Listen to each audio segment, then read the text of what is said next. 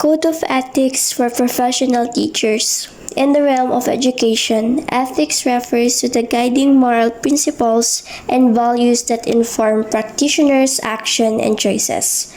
Ethical practices are paramount for ensuring the well-being and development of students and the broader community. This commitment to ethics is especially critical in special education, a sector that requires intentional support for individuals with disabilities and exceptionalities. Article 8. The Teachers and Learners. Section 1.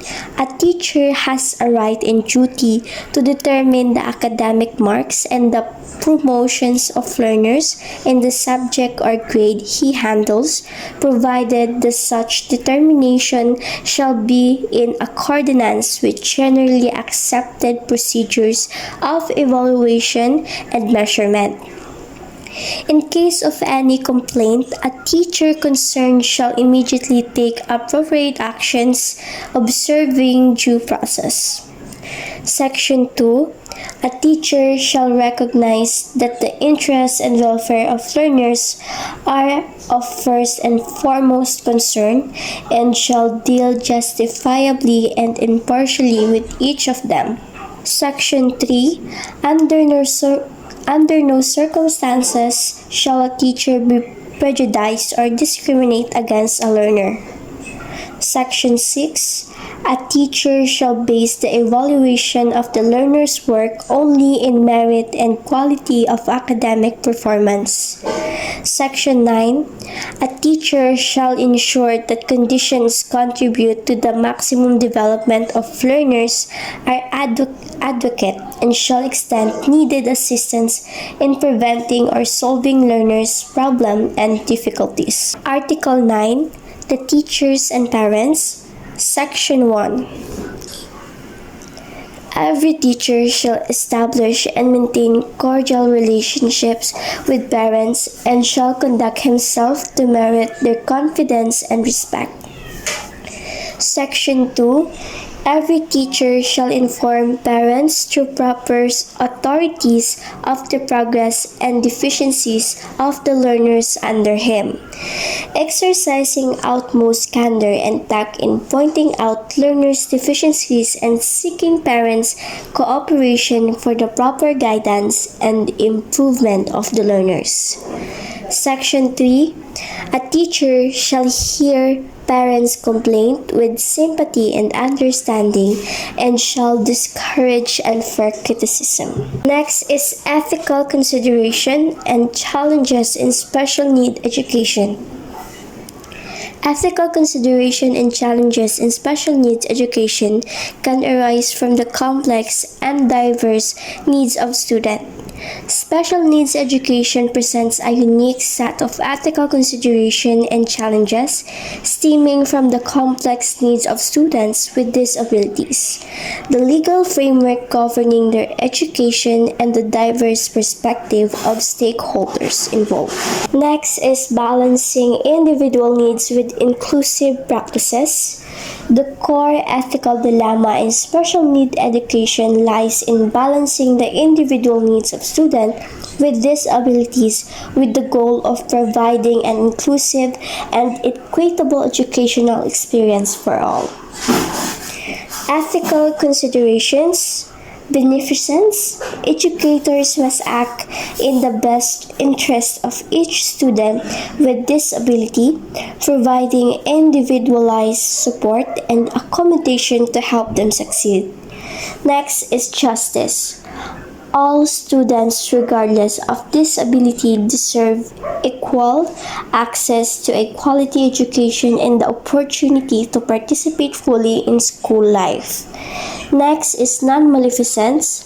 Educators must avoid options that could harm students with disabilities, such as excluding them from mainstream activities or failing to provide necessary support. So these three are the form of ethical considerations. Next is the confidentiality and informed consent. determining the appropriate level of information sharing about the student's disability with parents and other stakeholders while respecting the student's right to privacy. Ethical considerations, confidentiality, protecting the privacy of students with disabilities and their families is crucial, especially when dealing with the sensitive information. Informed consent. Parents and students must be fully informed about the special education services, processes, and programs and give their informed consent before any interventions are undertaken. Use of assertive techniques of physical restraints. The ethical considerations surrounding the use of assertive techniques or physical restraints to manage challenging behavior in students with disabilities. Ethical considerations. Non-maleficence. Assertive techniques and physical restraints can be harmful and only be used as a last resort, with careful consideration of the potential risks and benefits. Justice. Students with disabilities should not be subjected to harsher treatment than their peers for similar behaviors. Autonomy. Students should have a voice in decisions about their treatment, especially when it involves assertive or restrictive measures. Fairness and equity in resource allocation. The allocation of limited resources among diverse students with disabilities, ensuring that all students have access to the support and services they need. Ethical considerations. Justice. All students with disabilities deserve access to the resources they need to succeed, regardless of their disability or background. Beneficence. Resources should be allocated in a way that maximizes the benefits for all students, prioritizing those with the greatest needs. Non-maleficence. Denying resources to students with disabilities can have negative consequences for their education and well-being. Teacher bias and misidentification. The potential for teacher bias and misidentification in assessments and decisions about students with disabilities.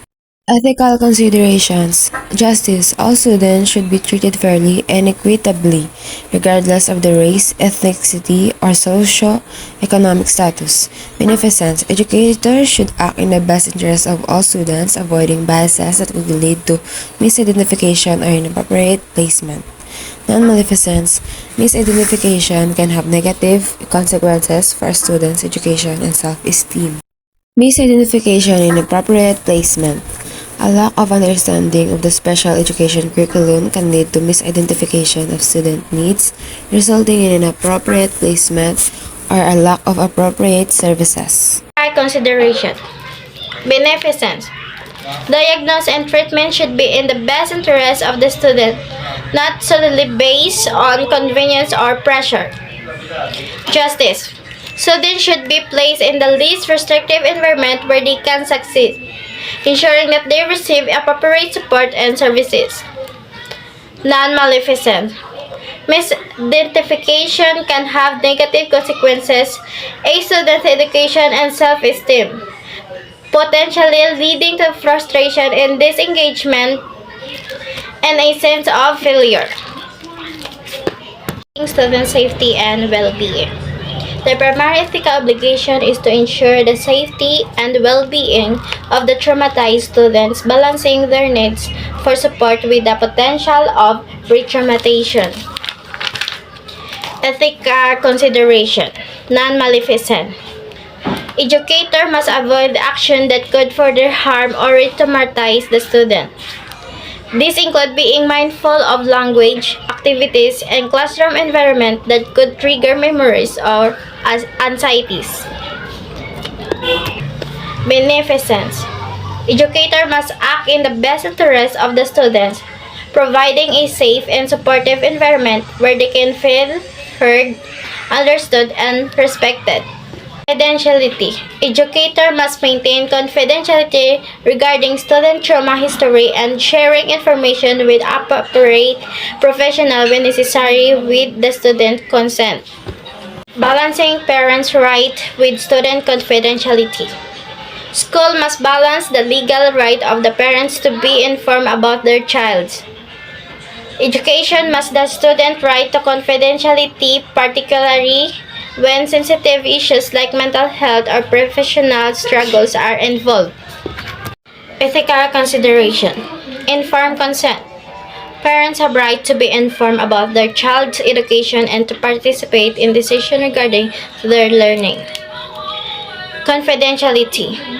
Students, especially the older ones, have right to privacy and confidentiality, particularly when discussing personal matters. Respecting autonomy and self-determination. The need to identify individual needs can sometimes clash with a person's right to autonomy and self-determination. While we can aim to help, we must avoid imposing our own values or agendas on individuals. Consideration. Informed consent. Individuals should be informed about the purpose of the needs assessment, the potential benefit and risk, and their right to decide participation. Choice and control.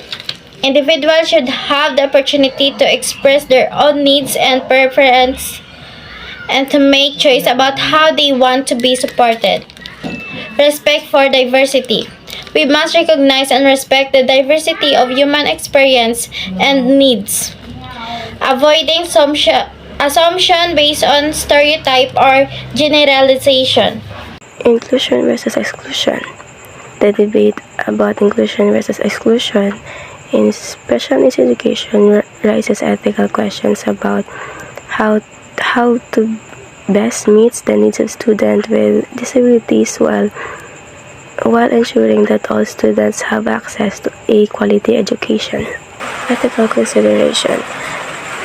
Meaningful participation. Students with disabilities should have the opportunity to participate meaningfully to the general education, curriculum, and activities.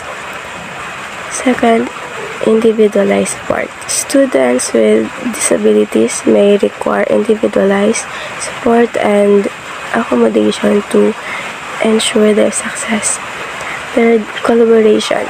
Educators, parents, and other professionals must collaborate to develop strategies that support inclusion and meet the needs of all students.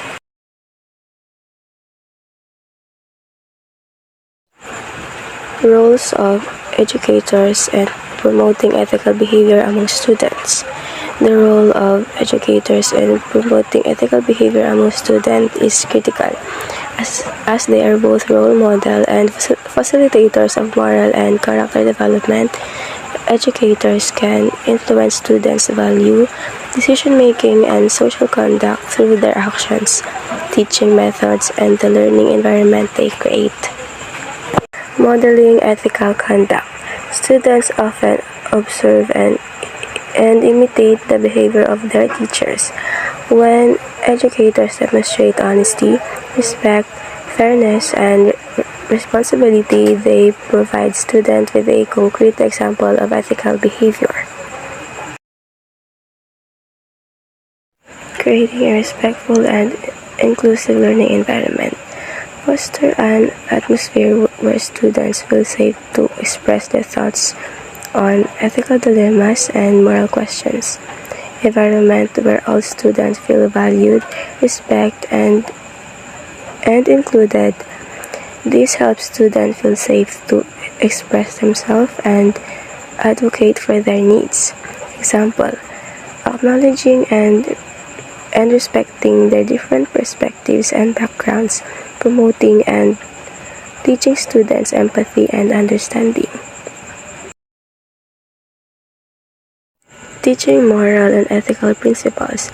Educators play a crucial role in teaching ethical reasoning by integrating discussion of moral dilemmas, social justice, and ethical decision-making. This discussion helps students think critically about the consequences of their actions. Example, teachers encourage students to analyze situations from multiple perspectives and reflect on the application of their choices. This builds students' capacity for moral reasoning and independent judgment. Encouraging personal responsibility and accountability.